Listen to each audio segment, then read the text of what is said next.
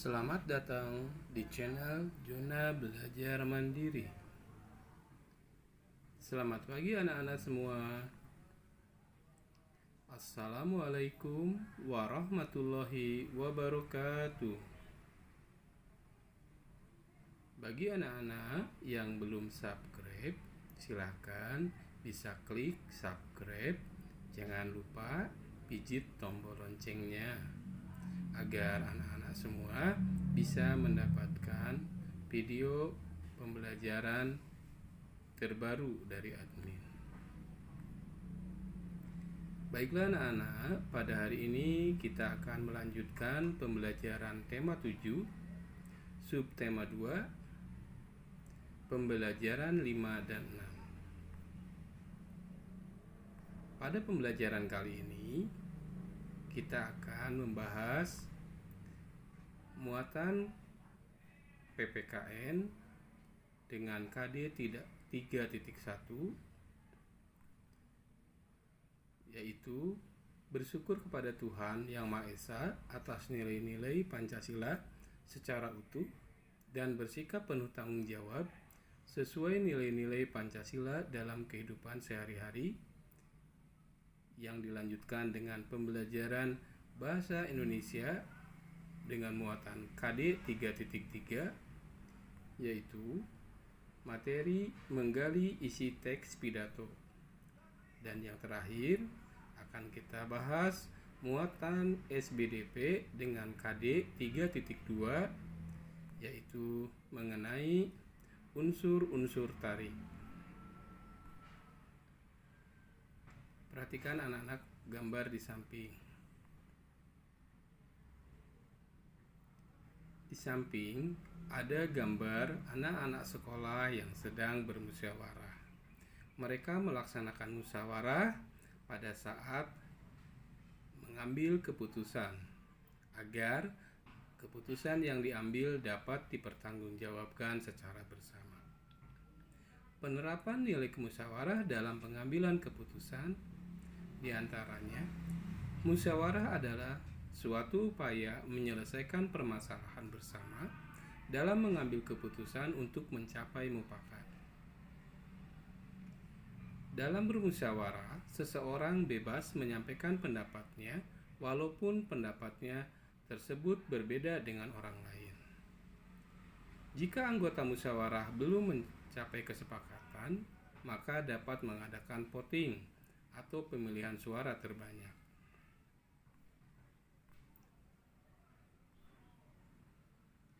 Sedangkan makna sila kelima Pancasila dan penerapannya sehari-hari dapat kita laksanakan dengan cara: 1. Menjunjung tinggi prinsip kekeluargaan dan suka bergotong royong. 2. Menjunjung tinggi prinsip kekeluargaan dan suka bergotong royong. 3. Gemar menolong orang lain dan bekerja keras. 4. Menjauhi sikap boros dan bergaya hidup mewah. Yang kelima, menghargai hasil karya orang lain.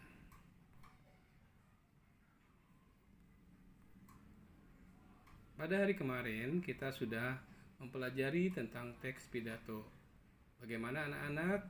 Masih ingatkah apa itu pidato? Ya, alhamdulillah jika masih ingat. Hari ini kita akan mempelajari tentang bagaimana caranya kita untuk menyampaikan teks pidato kepada orang banyak. Hal-hal yang harus diperhatikan dalam menyampaikan teks pidato antara lain: 1. Pada pembukaan. Pada bagian pembukaan biasanya berisi salam pembuka dan latar belakang permasalahan. Yang kedua yaitu bagian isi. Pada bagian isi merupakan hal-hal penting dari maksud pidato yang akan kita sampaikan. Dan yang ketiga adalah bagian penutup. Pada bagian penutup berisi berupa simpulan, saran, ajakan, dan salam penutup. Bagian ini sangat penting karena tersampaikannya atau tidaknya maksud pidato kepada para pendengar dapat dilihat dan direspon pendengar setelah bagian penutup pidato disampaikan.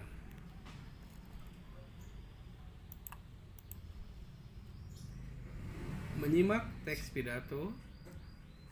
Pada saat menyimak teks pidato, ada hal-hal yang harus kita lakukan, yaitu biasanya isi pidato akan dipahami jika kita menyimak pidato dengan baik. Kita harus memperhatikan pembicara ketika sedang menyampaikan pidato. Dengan begitu, kita dapat memahami informasi yang disampaikan dalam pidato tersebut. Kita lanjut kepada unsur-unsur tari dalam tari berpasangan atau unsur-unsur tari. Perhatikan gambar di samping anak-anak. Di samping adalah gambar dua orang yang sedang melaksanakan atau melakukan suatu tarian. Di situ terlihat juga ada beberapa orang yang duduk sedang memainkan gamelan. Nah, dari gambar-gambar tersebut kita dapat menyimpulkan bahwa suatu tarian tidak bisa berdiri sendiri, hanya ada orangnya saja atau penarinya, tapi harus dilengkapi dengan unsur-unsur tari yang lain.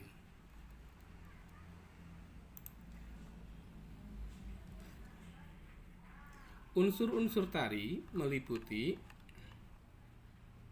gerakan tari, iringan, musik dalam tari, properti tari, cara penyampaian pesan dalam tari, dan tata letak panggung.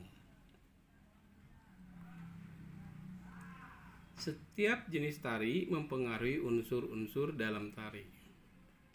Unsur-unsur tari merupakan kesatuan dalam tari sehingga menciptakan tari yang indah. Beberapa unsur tari antara lain gerak.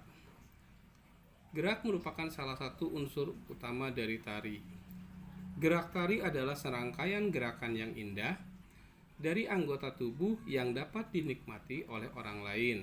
Gerak tari diperagakan berdasarkan ruang, waktu, dan tenaga. Ciri khas gerak tari setiap daerah di Indonesia berbeda-beda. Gerak tari terbagi atas dua macam, yaitu gerak murni dan gerak maknawi. Gerak tari murni yaitu gerak yang tidak mengandung arti tetapi tetap mementingkan keindahan.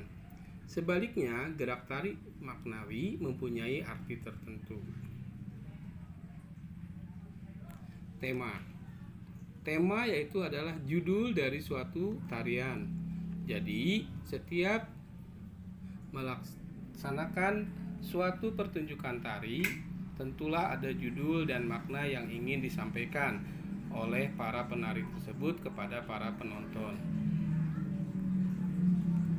Iringan di sini yang dimaksud adalah iringan tari bisa berupa alat-alat musik atau bunyi-bunyian.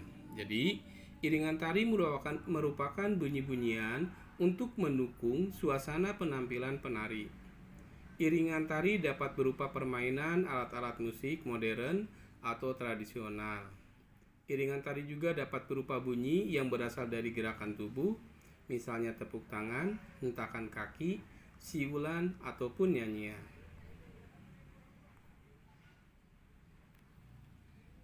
Setting panggung. Setting panggung merupakan salah satu unsur tari yang cukup penting karena dengan melaksanakan penyetingan pada panggung dapat menyebabkan atau memberikan dampak yang cukup signifikan dalam suasana penari karena tata letak panggung yang posisinya bagus akan menghasilkan atau menambahkan keindahan bagi gerakan-gerakan tari yang diperagakan oleh para penari. Tata busana. Tata busana merupakan peralatan atau pakaian yang dikenakan penari saat melaksanakan pertunjukan suatu karya tari di atas pentas sesuai peran yang ditampilkan. Tata busana tari disesuaikan dengan konsep, tema, karakter, dan bentuk tarian. Tata busana membantu penonton menangkap ciri sebuah peran atau tokoh. Tata busana juga memperlihatkan kesesuaian hubungan antara peran dengan karakter tarian yang dibawakan. Tata rias. Dalam pertunjukan suatu tarian, penari harus merias wajahnya. Alat-alat rias yang digunakan meliputi bedak, lipstik, pensil alis, dan perona mata, serta perona pipi. Tujuan rias wajah untuk mengubah tampilan wajah penari sesuai dengan jenis karakter tarian yang dibawakan. Properti tari.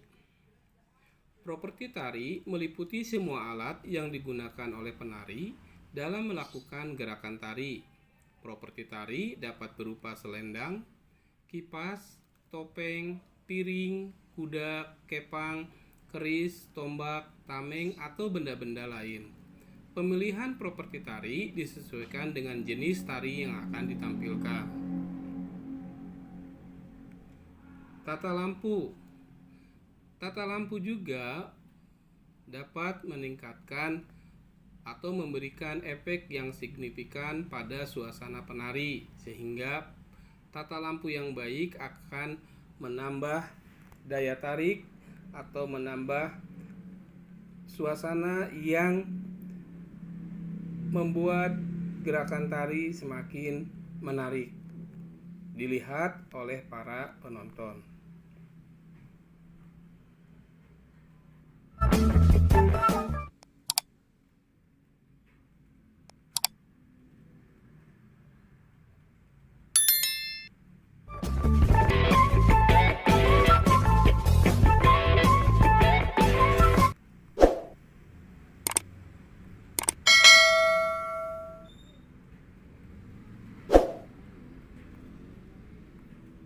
Baiklah anak-anak, pembelajaran hari ini telah selesai.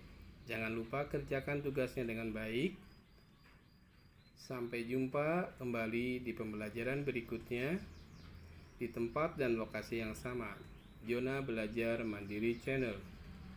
Terima kasih, semoga bermanfaat. Wassalamualaikum warahmatullahi wabarakatuh.